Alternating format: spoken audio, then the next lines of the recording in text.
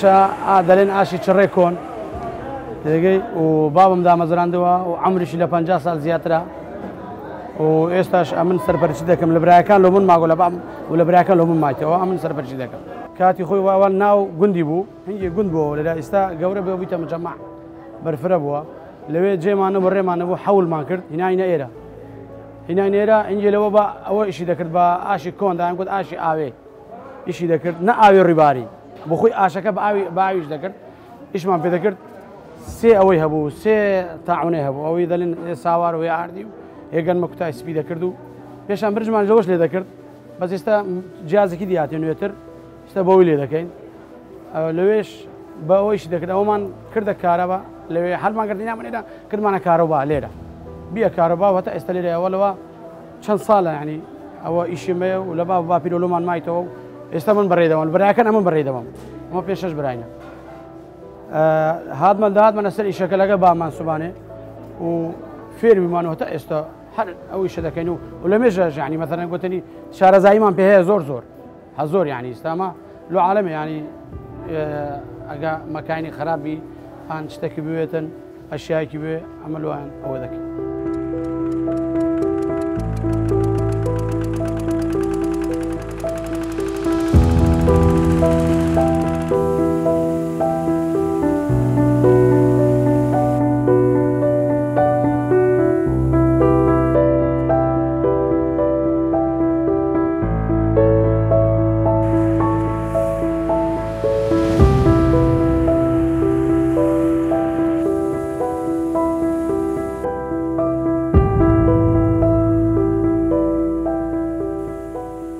بۆ خۆی ئیشی دەکرد پێشان پاییزە وەختە ساوەڕ و بڕش و ئەوانە بەس لە ئەزمەی ئەوەی لە عێراقی لە ئەزمەی بۆشی لە نیزامی سەدام یەکجا بێ حیسار ئەوە لە کوردستانی ئەجا یەکجا ئیشی کرد هەر یەکجا عالەمێ داهاتن فەقیر بوو گەنمیان نەبوو لێمان دەکردات بەخوای شەو ڕۆژیش دەکرد لە ئەوەیەک ئیشی کرد 12 ڕۆژ و 12 شەو ئەو ئاشە نەمراوە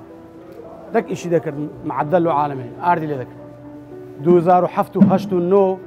عالەم نەداتاش وەزعەکە زۆر باش بوو خەڵک ئیشی ئاشی نەدەکرد پارەی هەبوو دەچوێ بازار ئیش ئەوەی دەکرد لەوەی واوا بوو وەزعەکە بەڕەبرە کەمتر بوو داعش بەسەری داهات جارێکی دی عالەم حیساب ئەو وەزعی کوردستان باش نەبوو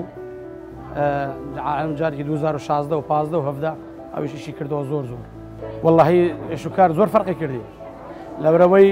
گەنمەکەمان گەنمی ئەوەل نەما بوو ئیتالی بوو سیمیتۆ بوو ئەوانی گوڵڕەش بوو ئەکساد و دایانگوتی ئەوانە جوتیار دایان چاند لۆ ساواری بەکاردات ئیشی دەکرد عالەمی لە خۆی دەینا ئێستا و نمایە بیتە هێ ئاردیش بە کەڵک نایە ئیلە لۆ ئاردی نەبی ئەوانی هوردەکان وەکی دیش بیرەکە ئێستا ئەو ساڵێ بێ ساڵی نو مەمنوعە برنج کوردی بێتەکردن هەر ئەبەتەن لەبەر بیری ئیلە ڕۆباریش نمایە حشک بیتە یعنی ئەوەش کارەگەری هەیە خۆی لەسەری ئەجا لەبەر هەندێک ئیش و کارەکە فەرق بووە ئێستا و فترەیە باش ئێستا وەختی برنجە وەختی ساوارە بە زۆر کەمە و کوڕەکەمەیە تەمەنی سەفی 4 سەرەتاییە ئەگە فێری بیت فێری دەکەم وەڵڵا هیچ کێشەم نییە بەس ئەجەوە لە خواندنەیە ئەجەوە قابلی خۆیت ئیشەکەی بەڕێ برد لە پشتی من ئەوە کەیفی خۆیت یەگەنا ئەو ئازادە ئێستا منداڵەکان وەکی پێشان نمایە بەخۆی هەر بەگوێشی نادەن هەر بەگوێشی ئیشەکە دەلێ کاکە بابم واز لە بابم بینە بام هێشتا قەدیمەکانە